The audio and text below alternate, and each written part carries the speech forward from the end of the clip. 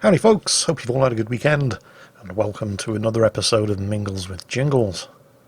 So, apparently, Electronic Arts released a statement saying how surprised they were at the success of Star Wars Jedi Fallen Order, a completely single-player, non-live service, non-microtransaction, Star Wars, story-led, single-player game that has been doing remarkably well, and achieving sales far in excess of what Electronic Arts. Electronic Arts are officially surprised that when they finally release the kind of Star Wars game that people have been begging them to make for years, it does well. How is it possible for people as stupid as this to be in charge of a company making this much money? I genuinely just don't get it. Were they just not listening? 2015 they gave us Star Wars Battlefront. Looked amazing, sounded amazing, was actually a little bit of shit. Multiplayer only, no single player campaign. 2 years later, 2017, Star Wars Battlefront 2. Basically a multiplayer game, but with a single player campaign tacked on that was so insultingly stupid that it actually killed brain cells while playing. And of course, the multiplayer was so blatantly pay to win, with loot boxes and microtransactions coming out of its arse, that it provoked the biggest gamer backlash I can remember ever seeing. A backlash so massive that not only did it affect other publishers, not just Electronic Arts, but it also spread outside the realm of game publishing into international politics, the ramifications of which are still being felt to this day. Not Electronic Arts' finest moment. Fast forward another 2 years, 2019, Electronic Arts publish Star Wars Jedi Fallen Order. It's a single player only game, there's no multiplayer, it's character led and story driven, there are no microtransactions, there are no loot boxes, you just buy the game and you play it, and that's it. It sells millions more copies than Electronic Arts were hoping for. The game buying public is largely ecstatic. This is exactly what we've been waiting for years. Thank you, finally, at last. Good job, more of this, please. And Electronic Arts' response, bloody hell, we didn't see that one coming.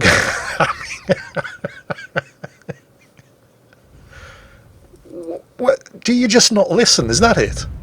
When you keep shoveling out these live service dogshit titles year after year after year, and the game buying public are going, look, we don't want this, so you just stick your fingers in your ears and go, blah, blah, blah, blah, I can't hear you.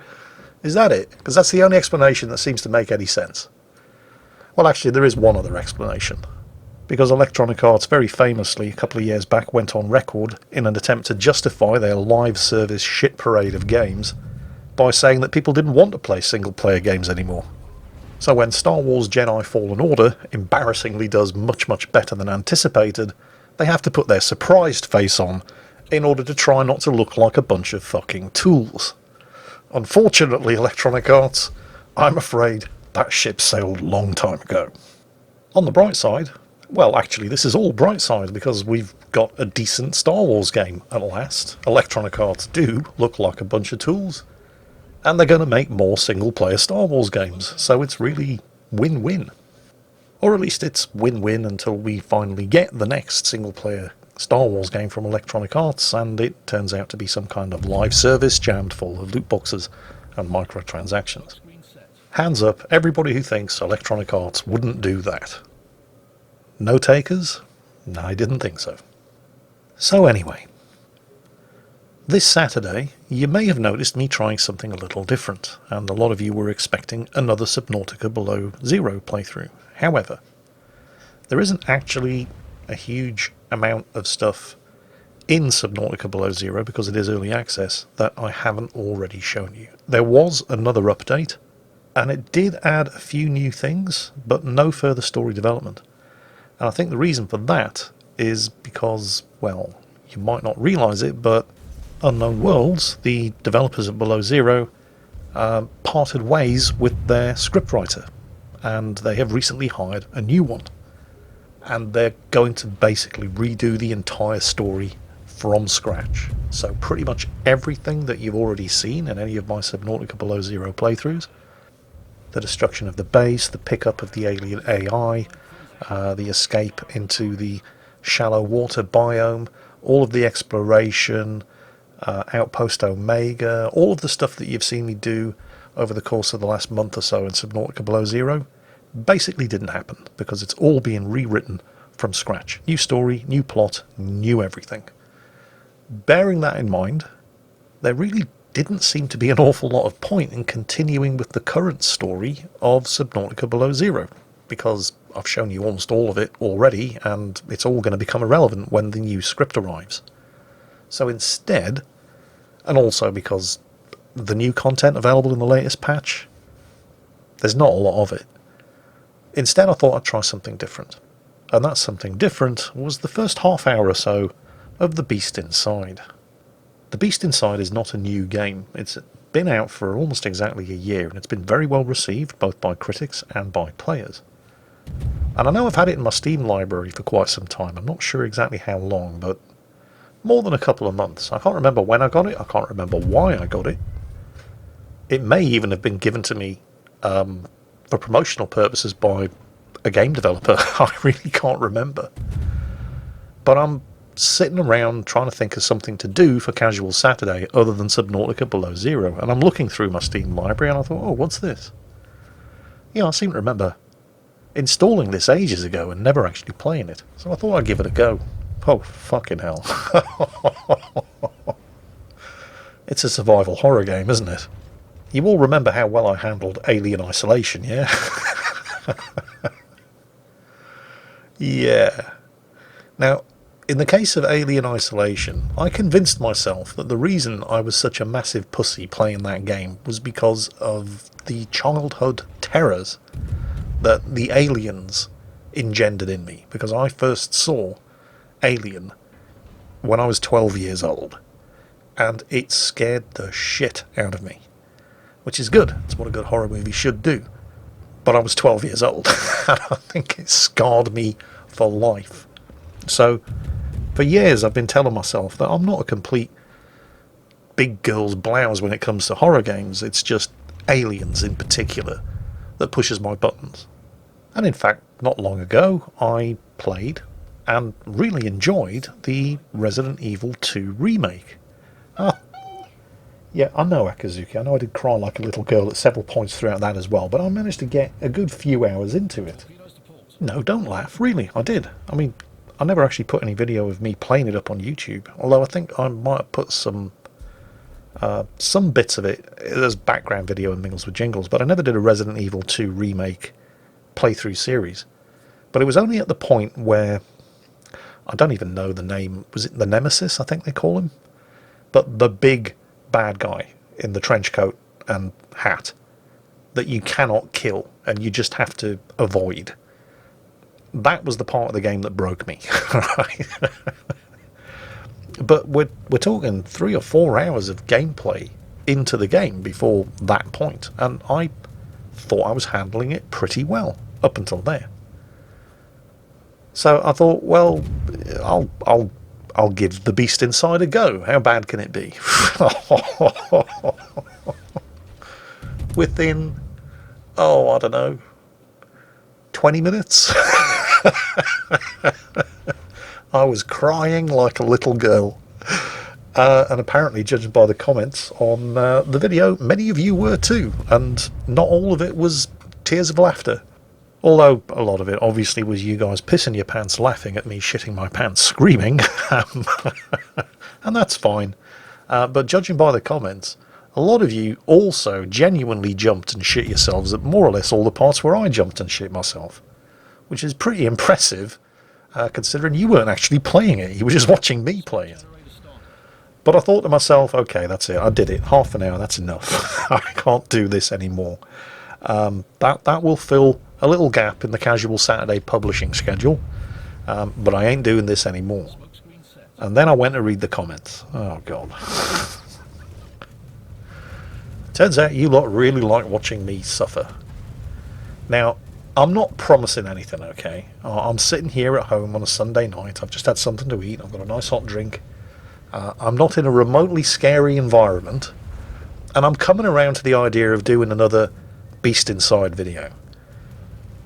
But that's me talking now. And when I actually come to sit down and play, I might have other ideas, but let's just say I'm entertaining the idea of trying at least to do a playthrough series on it for casual Saturdays. You bastards. You just love watching me suffer, don't you? Oh well, whatever. Well anyway, on to question time. Owen the Fox said, if I had the power to change or straight out remove one of the World of Warships features or mechanics, which one would it be and why? And then he said, I expect aircraft carriers to be the answer, so no, that doesn't count. Bugger. Now I actually have to think about it. Yeah, if I didn't have to think about it, I'd just say aircraft carriers. I genuinely think World of Warships would be a better game without them. I appreciate what Wargaming tried to do to improve the situation with aircraft carriers over a year ago, because they were kind of broken, and the difference between somebody very good at playing aircraft carriers and the other 99% of the aircraft carrier players in the game was so ridiculously extreme that it just wasn't even funny. They were too hard to play well, and they were extremely easy to play badly, and that kind of needed a change. And in that respect, they've succeeded, because they've made aircraft carriers easy to play. They have made them more popular. Hold on, wait, let me finish. When I say popular, I don't mean to say they've made everybody like them. I mean that they've popularised them in that they have made more people play them more regularly, and that's kind of the problem. Because, well, prior to the carrier rework, you could go 10 games in a row without ever even seeing an enemy aircraft carrier, and on those rare occasions when a carrier would be in play, there was an excellent chance that the carrier player would be terrible because playing carriers was just so hard. And even if you were unlucky enough to get into a game with one of the extremely rare, very good carrier players on the enemy team, it really wasn't that bad. But you can't actually see what's going on right now. But I've got our big stupid ginger Dutch cat, Juicy, standing on my desk trying to catch my mouse cursor. No, Juicy. No. Okay, she's taken the hint. Anyway, where was I? Yes, if you did manage to get into one of those rare games where there was a carrier on the enemy team who was actually capable of playing the carrier well, it didn't really matter that much, because it probably meant your team was going to lose, but it's only one game, and it didn't happen that often. And if you were in an AA cruiser, you could actually hurt them back. Well, that ship has sailed, hasn't it? Because now any old idiot can play a carrier and ruin your day without really trying. You don't have to be especially good in a carrier in the way that you had to be prior to the carrier rework. You don't have to be especially good in a carrier to completely ruin the game for a large number of the players on the enemy team. And I'm not talking here about the fact that there's no counterplay against aircraft carriers. Even the carrier on your team can't counter the carrier on the enemy team because they removed fighter aircraft. And don't talk to me about the fighter consumable. It's a joke. You know, there's no counterplay against carriers. How do you counter a destroyer? Hydro, radar, pay attention to your map, or be in a carrier and hit him with rockets. How do you counter a cruiser? Focus him with battleship caliber armor piercing shells, or be in a carrier and hammer him with your rockets. See a pattern emerging here. How do you counter a battleship? Hunt him in a destroyer with torpedoes, or be in an aircraft carrier, keep him spotted for the entire map, and hammer him with your rockets, bombs and torpedoes. How do you counter a carrier? Just dodge? Hope they go for somebody else. You see, there's no counterplay against aircraft carriers in the way that you can come up with counterplay against every other class of ship in the game. But even that's not the main problem, although it's a problem, because that lack of counterplay means that carriers are the most unfun class of ship in the game to play against. I mean, if you like playing battleships, you're probably not a great fan of destroyers, but there are ways that you can counter destroyers. Just pay attention to your minimap, keep an eye on cap circles that are flipping. Without the ship that's flipping them being detected, you can probably predict where the destroyers are likely to be and position yourself accordingly. If you like playing cruisers, you're probably not a great fan of having your broadside spanked by battleship caliber armor piercing, but you can see the battleships generally before they see you and position yourself accordingly. If you like playing destroyers, you're fucked. You just forget it. Now, the real, and well, in my opinion at least, biggest problem is that wargaming have succeeded in making carriers more popular to play, even if they're complete dog shit to play against. So there are now more carriers in the matchmaking queue. So previously, you might go 1 in 10 games before seeing a carrier, and it probably wouldn't make that much difference, because the carrier player was probably going to be pretty bad and not really have much effect on the outcome of the battle. But now, you're probably seeing carriers in 2 out of every 5 games you play, maybe more, maybe less. I'd say that was about average. And it doesn't really matter how bad they are at playing the carrier. I mean, if they are particularly good at playing their carriers, and you're in a, well, destroyer, for example, in particular, but it doesn't really matter what class of ship you're in, you're probably going to have a more unenjoyable experience. But even if they are particularly bad at playing the carrier, you're probably still going to have an unenjoyable experience because of something that can't really be adjusted that much by just tweaking the numbers, by making AA more effective, or making AA feel more effective, by toning down. I honestly don't think carriers need to have their damage toned down, except perhaps against destroyers. But all of these are just number tweaks. And the problem with carriers isn't something that can be fixed by tweaking various different game parameters. I mean, if there's an issue with something overperforming in World of Warships, or underperforming, there are any number of different ways that it can be fixed beyond the obvious. Let's say, for example, Cruiser X has way too high a win rating. Well, why does it have way too high a win rating? And if you have a look at the stats, it turns out that it's just doing way too much damage, okay? Why is it doing way too much damage? How much of its damage percentage is from its armor-piercing shells? How much from its high-explosive shells? How much from any fires that it's setting with its high-explosive shells? Once you know that, you can start to say, well, it's just hitting a lot more often than other ships. Okay, so you can adjust its accuracy. But that's not a fun way of fixing the problem. That's the kind of thing that people notice. Bloody hell, I couldn't hit the side of a bomb from the inside.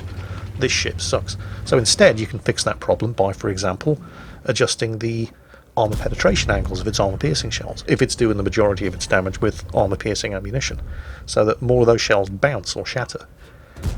So there are ways and means of fixing problems by tweaking numbers in the game mechanics, but carriers aren't something that can be fixed in this way, because they provide something beyond their damage output, which isn't that great. Not anymore. I mean, it was, but that has been successfully toned back. Now, it's just the presence of the carriers. The fact that they are now so ubiquitous in games, that you see more of them than you used to, and above and beyond the fact that they're just so not fun to play against, it's the spotting that they can do from the air, without any risk whatsoever to themselves. The fact that even if the carrier isn't trying to dumpster on you specifically, it can still ruin your day, because you're getting spotted by the aircraft that are attacking somebody a couple of kilometers away from you. And of course, if you're in any kind of ship that relies on stealth in any way, shape or form, you just got fucked. You just got fucked by that carrier without him even trying. The carrier's going for one ship in particular, and by spotting, he's basically screwing everybody around that ship. So what's the solution? Everybody split up? Oh no, you can't do that. Because if you split up, you're an easy target for the carrier. Now, instead of screwing you by proxy, by you just happening to be near the person he's dumpstering on, he's going to go for you in particular, and you don't want that to happen. But how is this any different from somebody doing spotting in a destroyer? Well, destroyers don't get to zoom around the map at 200 knots, do they? Destroyers don't get to scout the entire map in under 2 minutes. And if a destroyer does try to spot, he can be radared, he can be hydroed, he can be outspotted by another destroyer, and he can be killed. Tell me exactly what risk an aircraft carrier is taking by sending some aircraft out to see where the enemy team is. What danger does that present to the carrier? Well, he might get some aircraft shot down. Oh right, what aircraft are these? The ones that get magically churned out of his magical aircraft production line hangar. Those aircraft. Yeah. Now compare that risk to a destroyer who's actually trying to spot for his team. Don't laugh, sometimes it does happen. That destroyer has to contend with radar, hydro, it has to contend with being outspotted by more stealthy destroyers on the enemy team, and at any time, if he gets spotted, he can be killed. Now compare that to an aircraft carrier who might not even be trying to spot targets for his team, but in the process of just kind of herpaderping around with a squadron of aircraft trying to find something isolated that they can attack, in the first 2 minutes of the game has already spotted every single target on the enemy team without even trying. So if you're trying to sneak a cap in a destroyer, you're screwed. If you're trying to work your way up an exposed flank in a cruiser or even a battleship, you're screwed. Yeah, but Jingles carriers have always been able to do this. In fact, when they had multiple squadrons up in the air at the same time prior to the carrier rework, it was even worse. Yeah, that's absolutely true. You got me there. But prior to the carrier rework, you only bumped into a carrier once in every 10 games. Now, the little fuckers are everywhere. It's even worse if you're on the Asian server, where every game has a carrier in it. And then you've got the whole rock, paper, scissors thing as well, which isn't as pronounced as it was in the earlier days of World of Warships, but to a certain degree is still there. Destroyers, for example, generally don't like getting shot at by cruisers. Cruisers are quite strong against destroyers. Battleships generally don't like getting hunted by destroyers. And cruisers really don't like getting shot at by battleships. But what's a carrier's Achilles heel? Or let's look at it from the other perspective. What is a carrier weak against? Destroyers? No. Not when a carrier's rocket planes can chunk a half of a destroyer's health bar away in a single pass of its aircraft. Cruisers? No. Could pretty much do the same to cruisers with its rockets, or its bombs. And the high explosive rockets, of course, also strip away a cruiser's anti-aircraft guns, which don't regenerate in the same way that the carrier's aircraft do. How about battleships? No. Armour-piercing bombs and torpedoes say hello. No, in a massive stroke of irony, the only class of ship in World of Warships that carriers are not strong against is other carriers. When in reality, more carriers have been sunk by air attack than every other factor combined. Just not in World of Warships. So, yeah. There are so many fundamental problems between carriers and their interaction with every other class of ship in the game, including other carriers, that have only been made worse by the vastly increased number of carriers in the matchmaking queue since the aircraft carrier rework. And I honestly don't see a way of fixing any of this by simply tweaking numbers, because tweaking numbers is exactly what Wargaming have been trying to do to make it work for over a year, and just this is not addressing the fundamental issues. I'm sure their spreadsheet tells them that carriers are a massive success, and I don't expect them to actually change anything, but in my opinion, even though, Erwin, you did say that I wasn't allowed to say carriers, and if I had to pick something that wasn't carriers, I'd say make radar not see-through islands, but fuck it. Carriers it is. That just, I would not shed a single tear if I woke up tomorrow to the news that aircraft carriers had been removed from the game. And I suspect I'm probably not the only one. Still, be interesting to hear what your opinions are on this undoubtedly highly controversial subject. And on that bombshell, that's it for this week's episode of Mingles with Jingles. I hope you enjoyed it, and as always, take care, and I'll catch you next time.